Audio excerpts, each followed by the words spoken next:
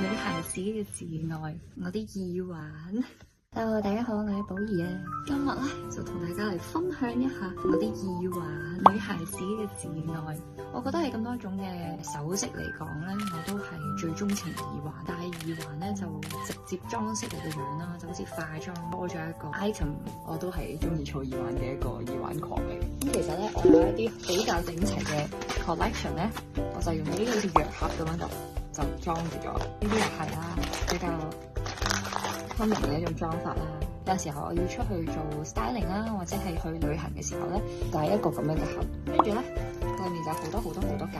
其實我最多嘅一種儲嘅方法咧，用一個透明膠袋入住佢啦。呢一對係銀色嘅耳環，我好經常戴嘅一對耳環。其實我本身我個皮膚係偏黃嘅，咁所以我襯金係好睇嘅。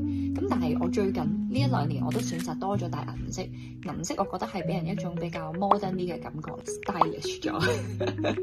我有另外一隻好中意嘅，同大家介紹下，就係呢一隻。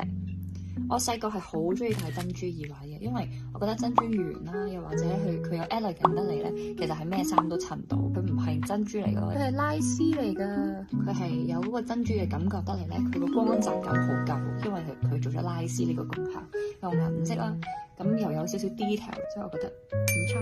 我亦都好中意係金加銀呢個配搭嘅嗰隻耳環咧，有一部分係金，有一部分係銀。我有一對咁樣嘅耳環嘅時候，咁我身上面其他嘅 item 啦，就無論係金色、銀色，你都覺得其實都係 match 㗎。咁我都覺得呢個係唔錯嘅。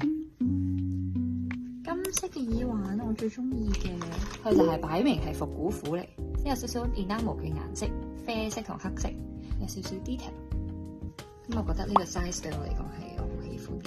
即係金色我都幾中意呢啲係磨砂嘅質地。不過如果我襯呢啲大少少嘅耳環咧，我會保持上身係比較瘦，即係譬如着呢啲貼身嘅衫咁樣，用耳環去點綴，令到你覺得好似呢度唔會太過掃。呢隻都係我好想戴啦，而家又係拉絲啦，佢可以掹開嚟戴嘅，即係我可以戴一粒又得。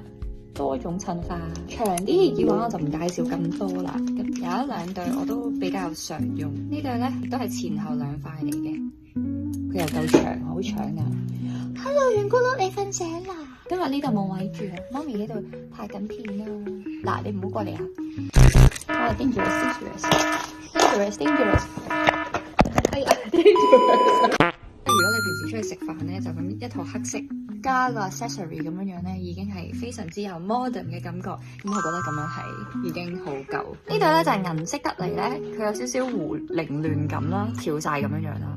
咁而且佢係有珍珠呢個元素，因為其實我覺得珍珠咧，當你慢慢去用嘅時候咧，珍珠其實係一個好 rock 好有型嘅一個元素嚟嘅，佢可以有呢個潛力。